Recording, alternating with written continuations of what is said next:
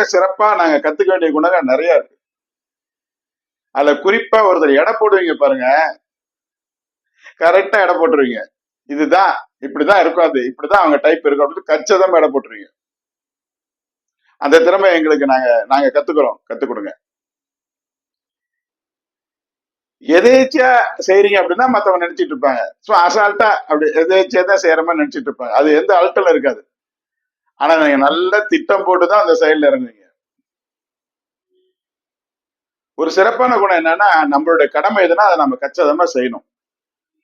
இது நம்ம கடமை அப்படின்னா அது வந்து நம்ம கரெக்டா மத்தவங்க பாராட்டுறாங்க, அது அடுத்தது நம்ம கடமை நம்ம கரெக்டா செய்யணும் அப்படிங்கிற குணம் உங்ககிட்ட இருக்கு. நீங்க இந்த ரொம்ப எடை போட்டு பழகினாலும் சரி, ரொம்ப திட்டம் போட்டு செயல்பட்டாலும் சரி, இதனால ஏதாச்சும் சூழ்ச்சி பண்ண போறீங்களா? இல்ல. உங்ககிட்ட ஒரு கள்ளம் கபடமே இருக்காது.